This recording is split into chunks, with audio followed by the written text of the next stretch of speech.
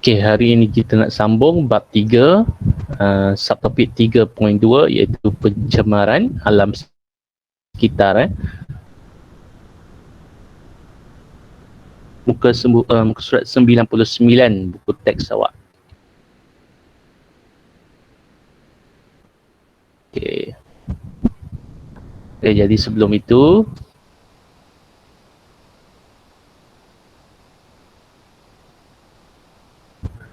kita mulakan kelas kita dengan bacaan Al-Fatihah.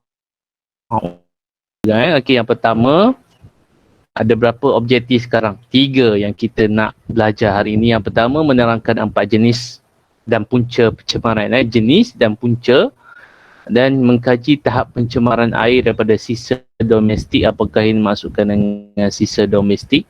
Dan yang 3, mereka cipta kaedah pembersihan air yang tercemar menggunakan teknologi hijau. 3 objektif pembelajaran yang patut awak dapat hari ini. Okey, kita teruskan dengan pencemaran alam sekitar. Dia punya definisi. Jadi pencemaran alam sekitar adalah kimia atau biologi yang tidak dikehendaki dalam komponen alam sekitar.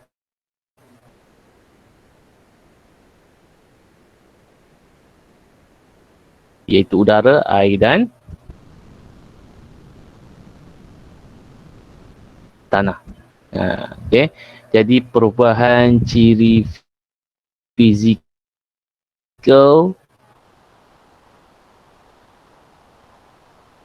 kimia atau biologi yang tidak dikehendaki. Kita tak nak.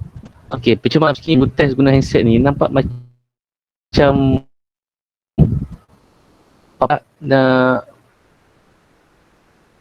ada lag lagi tak?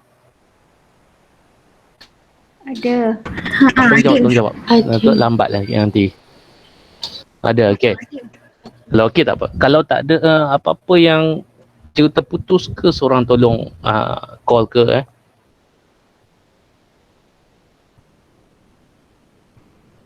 Okey. Di alam kita dah tak sihat.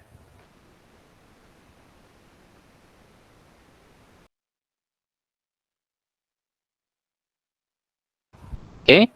Jadi pencemaran udara terbahagi kepada 2, semula jadi dan juga buatan manusia. Kalau semula jadi seperti pembakaran hutan, kita ada itu apa tu, ribut debu, biasanya di kawasan berpasir lah, dan juga letusan gunung berapi. Itu menyebabkan secara semula jadi. Manakala buatan manusia, kita dah sedia maklum perkilangan, perkilangan industri yang membebaskan asap-asap, asap-asap daripada kenderaan, dan juga tapak pelupusan sampah. So mungkin awak pernah lalu tapak pelupusan sampah, dia orang bakar secara kawasan terbesar, dan bila dibakar sampahnya, dia akan membebaskan asap lah. Itu buatan manusia. Dan juga ada stesen jalanan kuasa terma. Ini antara punca. Untuk apa? Punca untuk pencemaran udara. Jadi yang pertama kena tahu jenis pencemaran udara, dan juga kategori 2, semula jadi dan juga buatan, dan juga nyatakan contoh. Okey, seterusnya pencemaran yang kedua, pencemaran air, water pollution. Okey, jadi yang pertama sisa-sisa industri. Jadi apa yang ada kat situ seperti deterjen dan kumbahan. Maksudnya deterjen tu macam sabun basuh baju lah. Mungkin ada daripada industri apa-apa, dan kumbahan. Kumbahan tu semua tahu. Dan juga bahan buangan industri seperti gris, minyak. Okey, kemudian kita ada sisa pepejal. Sampah sarak ni tengok dibuang ke sungai ataupun tasik. Itu antara yang tak patut dibuat lah. Okey, itu sisa yang kedua, bahan kimia pertanian. Industri pertanian akan menyebabkan pencemaran air melalui penggunaan racun perosak. Bagaimana? Kita akan lihat kejap lagi. Ni apa ni? Baja. Penggunaan baja kimia. Yang ketiga puncanya tumpahan minyak. Kapal-kapal ada sedikit kerosakan ataupun sedikit masalah akan membebaskan minyak lah tertumpah. Jadi kat situ nampak yang hitam-hitam tu telah mencemarkan laut. Itu tumpahan minyak. Jadi 3 punca pencemaran air. So ingat, tahu jenis, tahu punca. Macam udara tadi ada 2 kategori. Semula jadi buatan manusia, dan juga awak kena nyatakan contohlah pencemaran air. So semuanya perbuatan manusia lah. Dan yang ketiga, jenis pencemaran yang ketiga, pencemaran tanah. Okey, tadi kita dah lihat dalam pencemaran air ada racun serangga kan. Pencemaran air, dan juga racun serangga itu juga menyebabkan pencemaran tanah. Okey, ini tapak. Ada kelang ni. Panggil. Itu adalah siapa tu? Ini ada sisa pembejal, tapak perpusan. Okey, kita ada sisa elektronik. So sekarang pelbagai syarikat yang menguruskan kital semula ni mengambil kan sisa-sisa elektronik dengan harga yang murah, tetapi sekurang-kurangnya dia membantu menyelamatkan alam sekitar kita. Contoh, kalau komputer, monitor komputer yang dah rosak, dia ambil dengan harga RM3. Itu kaedah-kaedah untuk mengatasi pencemaran lah, daripada buang begitu saja. Okey, dan punca yang keempat, contoh yang keempat adalah hujan asid. Ini telah menyebabkan pencemaran tanah. Jadi ada kat sini 1, 2, 3, 4, dan yang kelima adalah sisa nuklear. Ini punca punca pencemaran tanah. Jadi sekarang setiap satu ni banyak punca. Dalam peperiksaan dia tak suruh jawab semua. Okey, jadi antara semua ni awak ingatlah salah satu, at least 2 boleh ingat. Sini 2, kalau dapat ingat 3 lagi bagus. Sini 2 atau 3. Pencemaran tanah ingat 2. Cukup untuk menjawab soalan peperiksaan. Dan yang keempat, pencemaran yang seterusnya adalah pencemaran terma. Terma ni merujuk kepada haba, panas, kepanasan. Jadi puncanya, yang pertama kita tengok kat situ, penyah hutanan. Tengok sebelah kiri ini hutan yang rimbun ke lebat lah, banyak. So sekarang dah akibat pembangunan, hutan-hutan telah digondolkan menjadi sebelah kanan ini penebangan pokok. Jadi itu adalah punca panas sekarang, pemanasan global. Okey, seterusnya kita ada pencemaran daripada sisa-sisa aktiviti perindustrian. Punca aktiviti perindustrian membawa kepada pencemaran terma. Jadi aktiviti perindustrian ni memberi impak kepada semua pencemaran. Perindustrian, udara pun dia, air pun dia, tanah pun dia, terma pun dia. Okey. Dan seterusnya, pembakaran bahan api dalam kenderaan ataupun mesin, itu menyebabkan pencemaran haba. Okey, biasanya awak jumpa 3 kan? Air, tanah, air, udara, air dan tanah. So mungkin baru bagi masing-masing pencemaran haba. Okey, kita lihat ini. Apakah ini? Okay, sekejap cikgu nak check Google Meet sekejap. Kok ada yang nak masuk lagi. Ada. So sekarang kita ada berapa orang? 24, 23. Okey. Kita teruskan. Alright. Apakah situasi ini? Mungkin ramai yang tak tahu kanak-kanak dan kesan dia. Apakah ini? Ada siapa tahu? Ada siapa tahu?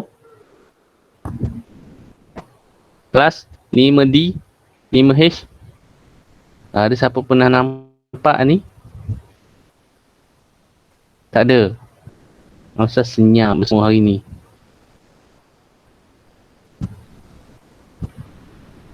Senyap pula Jadi ini dipanggil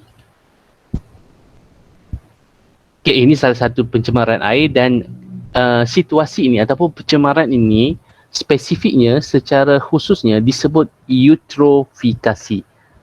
Jadi awak mesti ingat eutrofikasi.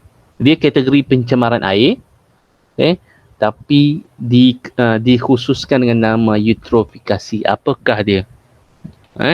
So apa punca dia? Punca dia contoh industri kan. Industri membebaskan baja-baja tak organik ke dalam sungai ataupun tempat-tempat peternakan kan.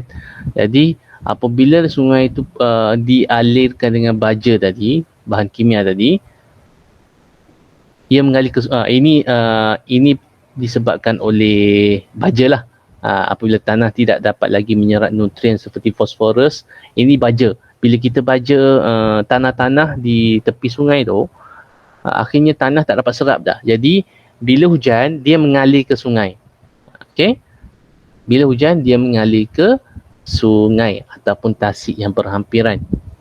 So ini menyebabkan pertumbuhan alga. Belajar dalam bab 1 pertumbuhan mikroorganisma alga.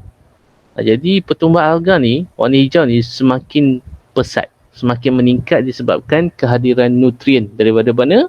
Daripada tanah, hasil daripada kita membaja, tapi akhirnya baja tu berlebihan, hujan dia mengalir ke sungai. Jadi ini menyebabkan pertumbuhan alga semakin banyak. So istilah dia dipanggil eutrofikasi. Ingat perkataan eutrofikasi. So kesan dia, awak tengok kat sini, alga-alga ini warna hijau ni akan menutup permukaan air. Jadi bila air ni tertutup, maka cahaya matahari tak dapat menembusi kolam. Bila kat kolam ni kita tengok di bawah, di dasar ini sebenarnya ada tumbuhan. Ni kolam contoh ni kolam, ni air, ada ikan. Di dasar ini kita ada tumbuh-tumbuhan akuatik. Tumbuh-tumbuhan akuatik ni menjalankan proses fotosintesis. Bila fotosintesis dia menghasilkan oksigen kan? Oksigen. Jadi bila matahari tak dapat masuk, terhalang, matahari tak dapat masuk, jadi proses fotosintesis tu terhalang. Jadi tumbuhan ini akan mati. Jadi kandungan oksigen dalam air berkurang. Jadi ini menyebabkan contoh ni, ikan ini tak dapat bekalan oksigen yang cukup. Jadi dia akan menyebabkan kematian ikan lah. Jadi ingat punca dan juga kesan eutrofikasi. Ini adalah sampel air tercemar. Ini sampel diambil daripada air-air mungkin ini ataupun inilah. Jadi bagaimana kita nak test? Bagaimana nak test? Jadi kita ada satu kaedah, ada beberapa kaedah sebenarnya, tapi yang kita nak tengok ini dia, melihat nilai BOD. So banyak istilah yang awak kena ingat hari ni, kena faham. BOD, bahasa Inggerisnya, dia berasal daripada perkataan bahasa Inggeris penuhnya, biochemical oxygen demand, keperluan oksigen biokimia.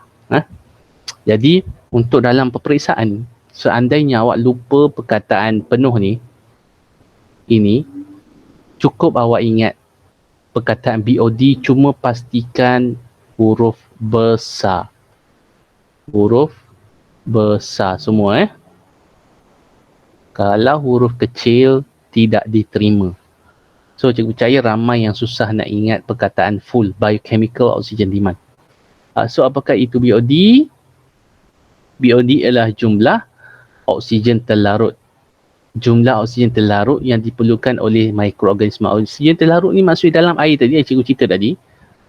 Sepatutnya ada oksigen untuk mikroorganisma seperti ikan.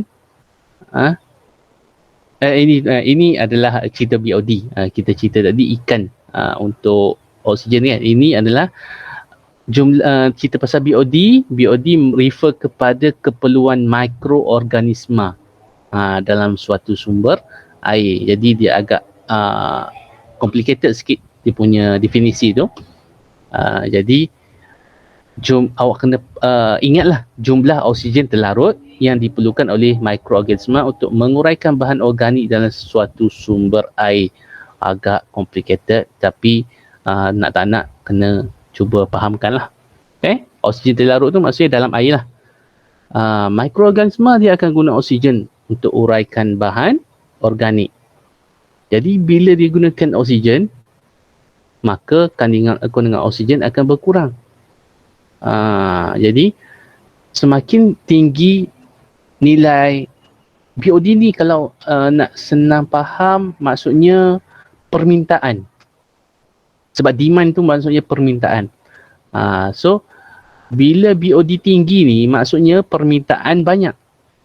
Sebab apa permintaan banyak? Sebab banyak mikroorganisma.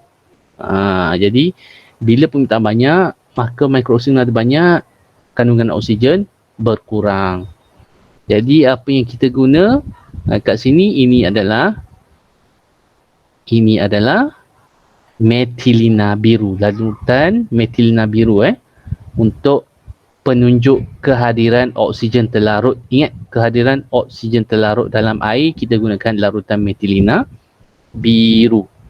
Okey, jadi bagaimana kita nak mengesan kehadiran oksigen banyak ke sikit? Kita tengok contoh eksperimen ni. Okey, sekejap nak padam.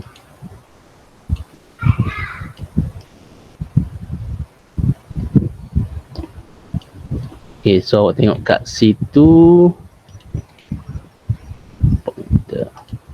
Alright.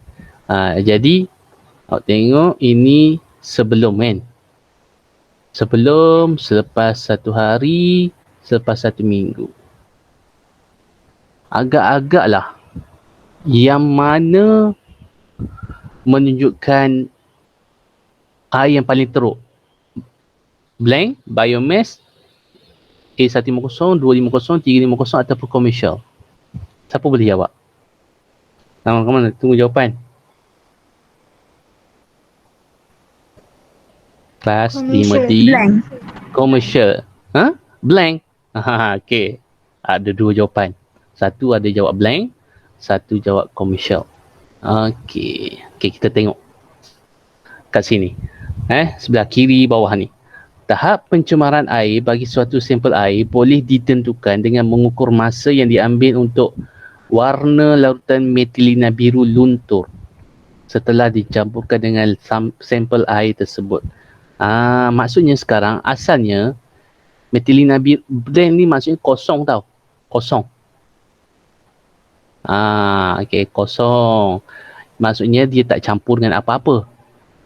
Okey, yang ni kita campurkan air daripada biomass. Ini nama-nama kategori menyebabkan pencemaran lah. Ini dia punya kategori di label.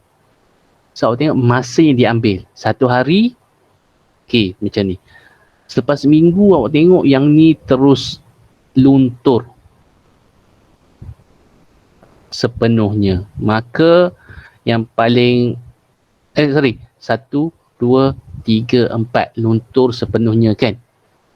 So awak tengok kat sini selepas 1 hari, ini yang menunjukkan keadaan yang luntur dengan cepat.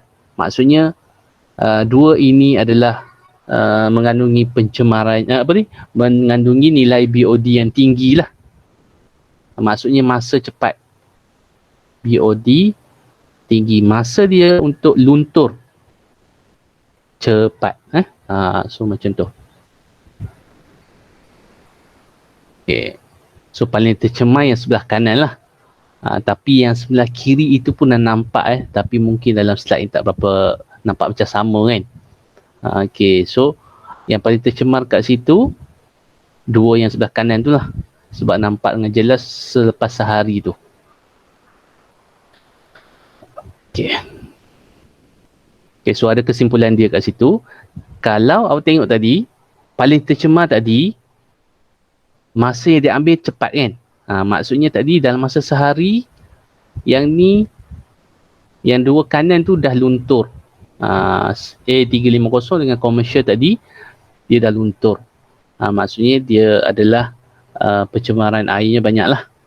So, kandungan oksigen dia rendah. Kenapa rendah? Sebab jumlah mikroorganisma banyak yang memerlukan oksigen lebih banyak lah. Jadi oksigen, keperluan oksigen lebih banyak diperlukan, maka nilai BOD-nya tinggi. Jadi, so ini antara ujian BOD. So yang awak boleh baca dalam buku teks, muka surat 102 untuk BOD ni. Okay. So dia gunakan air pipe, air sungai, air suling, air kolam. Okay, dalam buku SPS pun ada. So nanti buat terus latihan nanti. Okay, ada apa-apa soalan untuk BOD? Kita tengok kehariran.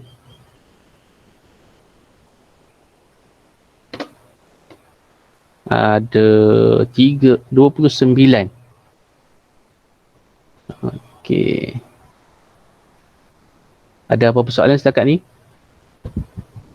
Paparan baru sekarang Google Meet.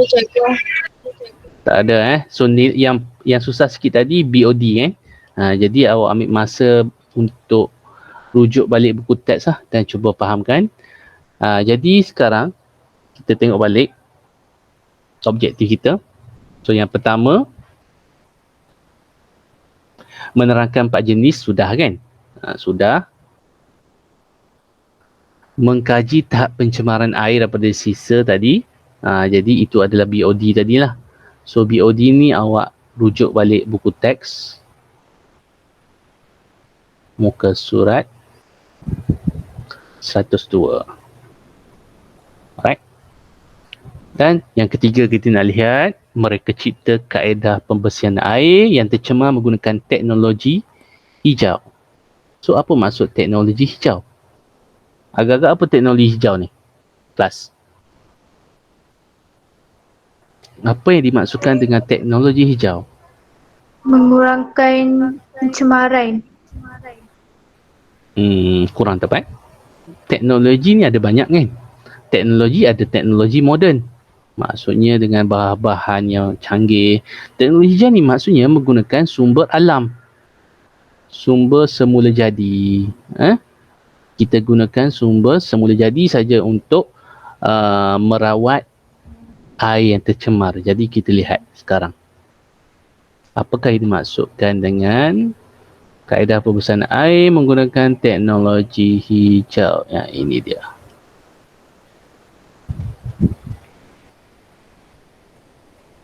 Ini keratan berita. Berbola lumpur. So nampak kat situ teknologi hijau. Hijau yang masukkan tadi adalah semula jadi. Itu adalah teknologi hijau. Ini adalah berbola lumpur. Okey. Lim Guang Eng.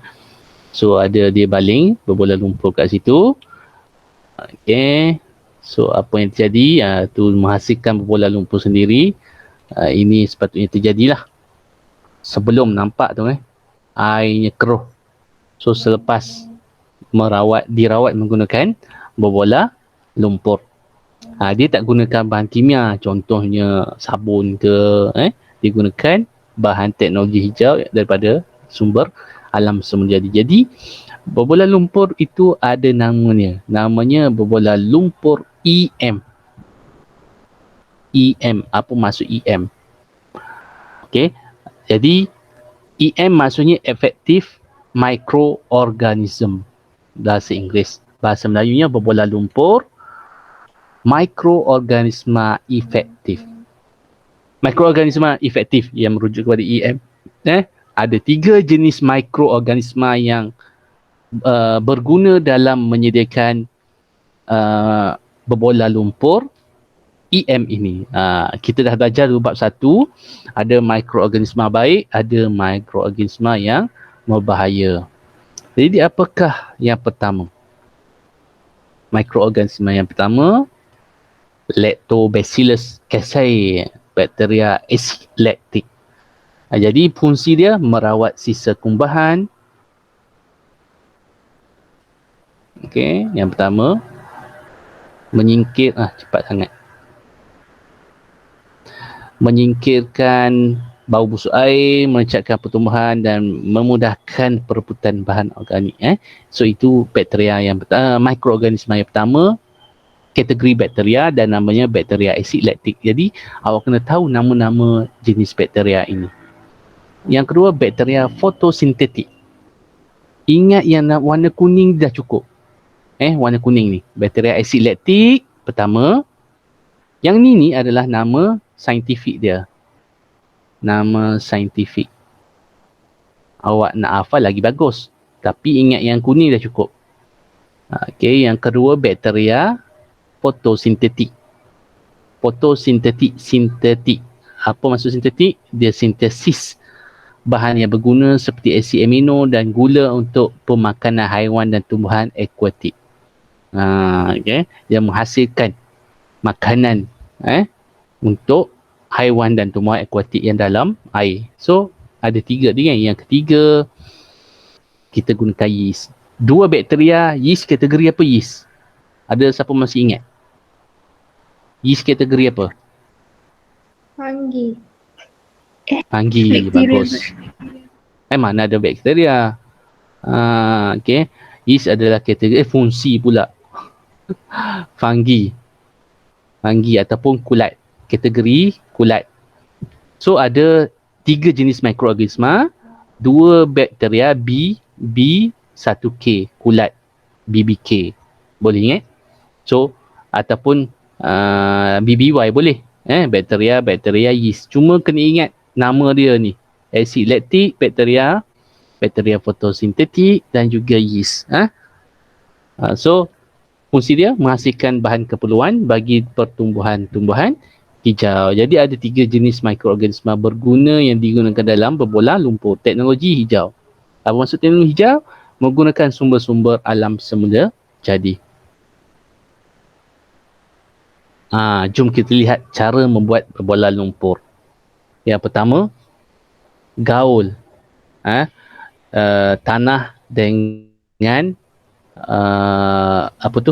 EM bokashi. Apa maksud EM bokashi ni? Benda tu boleh dibeli.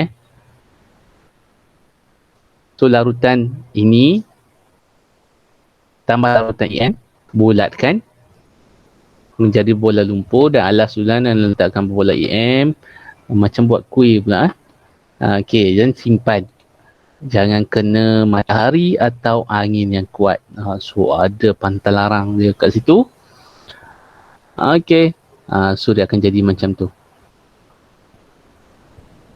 Apabila permukaan berbola lumpur disaluti ataupun dipenuhi oleh fungi putih, maksudnya kulat-kulat putih, dia bersedia untuk digunakan.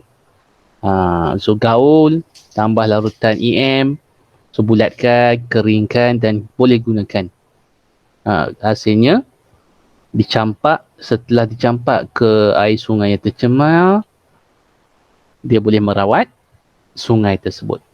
Cuma kita tak pasti digunakan secara meluas ke tidak. Jadi kita boleh sama-sama Google lah. Ada tak berita pasal ini. Jadi apakah teknologi hijau yang kita belajar hari ini? Berbola lumpur EM adalah mikroorganisma efektif. Okey.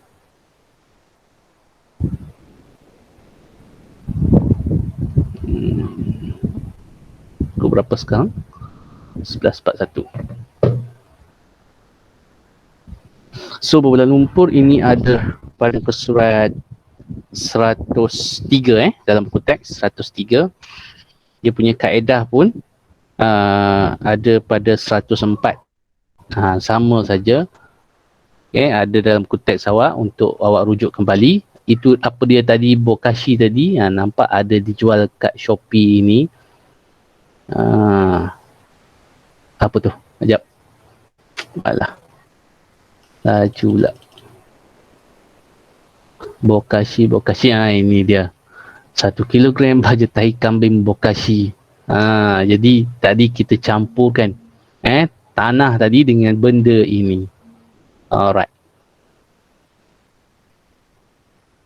Okay, kita test kefahaman masing-masing. Alright. Siapa nak jawab yang pertama? Dia nak 3 je. Okay, siapa ni? Naura. Naura 5. 5D. 5 dia. Okay, yang pertama. Pencemaran udara. Okay. Pencemaran terma. Alright. Pencemaran air. Alright, ada 3 lulus. Semua betul, dapat 3 markah. Okay. So yang pertama pencemaran air, Naura tadi jawab pencemaran terma kan? Okay. So betul lah sebab ada 4. Satu lagi pencemaran terma yang tak ada kat sini adalah pencemaran terma. Okay, terma, pencemaran. Buat penuh Okay, nombor 2. Siapa nak jawab? Apakah yang dimaksudkan dengan eutrofikasi panjang? Oh, ada 4 rupanya. So sebab panjang, sediakan jawapan. Okay, eutrofikasi ialah respon ekosistem terhadap penambahan air fosfat dan air nitrat panjang. Jadi kena baca ulang-ulang lah, daripada deterjen, baca dan sampah ke dalam suatu ekosistem akuatik. Okay, so boleh rujuk balik kembali buku teks. Cuma ini biasanya agak susah untuk ingat definisi sebab dia complicated. Okay, soalan B ni sepatutnya boleh jawab. Namakan jenis pencemaran yang menyebabkan eutrofikasi tadi. Ada 4 tadi 1, 2, 3, 4. Agak-agak yang mana? Pencemaran air. Yang mana?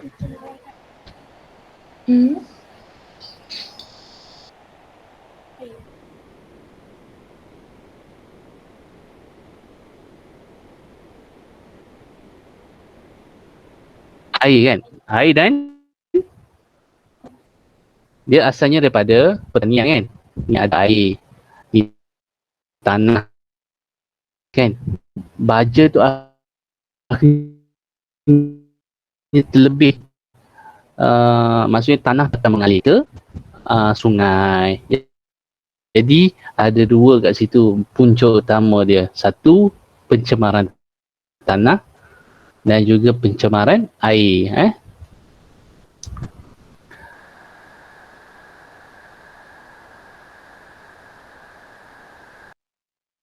Namakan satu jenis pencemaran yang menyebabkan kesan buruk yang berikut. Kesan rumah hijau. Ingat lagi kesan rumah hijau? Ada gajah belum? Belum. Okay. Agak-agak apa kesan rumah hijau? Tapi rasa macam dah kita pasal naik kereta yang di tengah panas itu. Pemanasan global. Dalam bab dalam topik ni minggu lepas sebelum cuti, pemanasan global tu kita rasa panas sekarang kan. Jadi apakah gas yang menyebabkan pemanasan global? Yang ada hadis kelas sebelum cuti hari tu. Ingat lagi? Tak ingat? Okey, tak apa, kita tengok. Okey, jadi satu jenis pencemaran yang menyebabkan kesan buruk yang berikut. Okey, jadi kesan rumah hijau ni pencemaran udara khususnya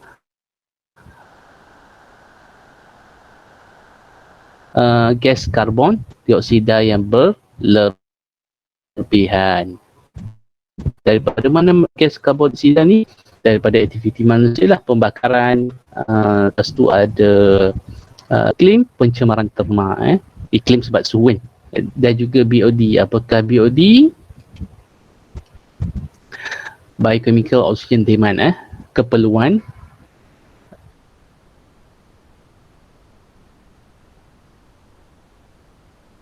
oksigen biokimia, iaitu jumlah oksigen terlarut yang diperlukan oleh mikroorganisma seperti bakteria untuk mengurai bahan organik dalam air. Apakah hubungan kait antara BOD dengan tahap pencemaran air bagi suatu sampel air? Semakin rendah. Okey, semakin dah. Apa boleh jawab?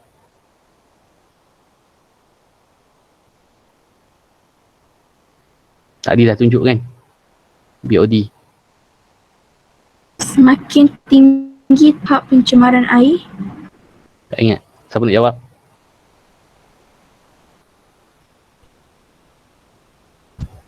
Semakin tinggi tahap pencemaran. Jadi semakin tinggi BOD, makin tinggi pencemaran. Okey.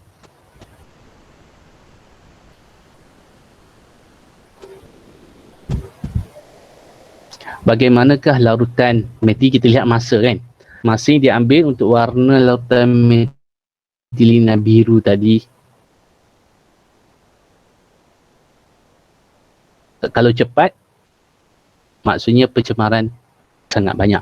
Okey, itulah bagaimana kita nak lihat larutan metilina biru tadi berfungsi.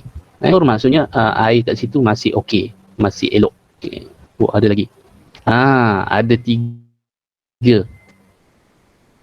Ni jawab. Asid laktik. 1, 2, Yeast. 3. Bakteria fotosintetik. Bakteria asid laktik. Asid laktik? Salah.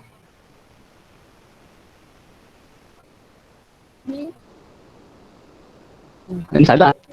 Ni. Yeast. Ada nama. Kena ada nama bakteria. Kalau jawab asid laktik saja tadi salah. Jadi ni betul. Lepas tu ada yeast. Okey, bagus. Bagaimana ketiga-tiga bakteria tadi, ketiga-tiga mikroorganisma tadi merawat air yang tercemar? Okey, kita lihat tadi jawapan dah betul. Okey, jadi kat sini tak perlu mungkin ada nama kat situ kan. Jadi bagaimana cikgu ingatkan awak tadi,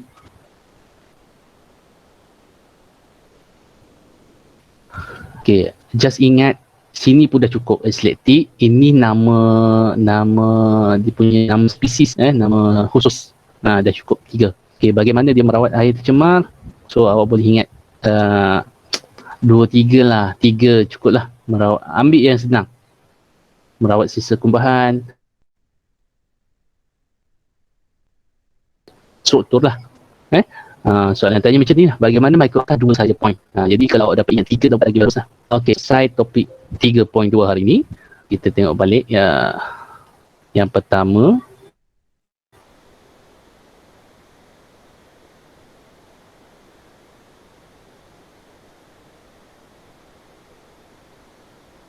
Empat jenis. Sudah ingat?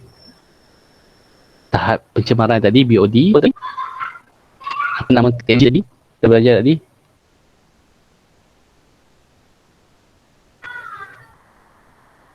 Berbola apa? Untuk ni, berbola? Lumpur. EM.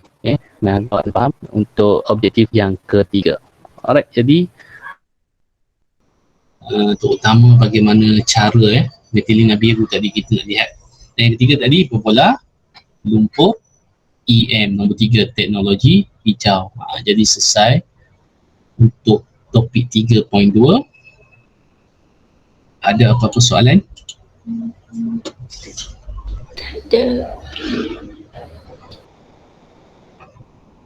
Ada, okey. Sekejap lagi akan bagi 2 Google Form. Satu quiz. Satu lagi dinamakan slip keluar kelas. Jadi sila jawab kedua-duanya sebab sekarang 11.53. Jadi ada 7 minit untuk jawab 2 Google Form. Jadi pendek saja dan mudah sebab soalannya sikit saja. Okey, kalau tak ada apa-apa, kita tangguhkan kelas kita dengan tasbih kafarah dan surah Allah Subhanahu wa taala.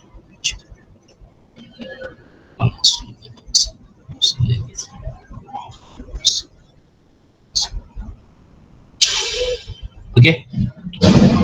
Jadi kita akan bagi 2 Google Form itu sila jawab dalam masa sebelum pukul 12 ya. Okey. Assalamualaikum warahmatullahi wabarakatuh. Terima kasih, Cikgu. Terima kasih, Cikgu. Terima kasih, Cikgu. Terima kasih, Cikgu. Assalamualaikum, Cikgu. Terima kasih. Assalamualaikum.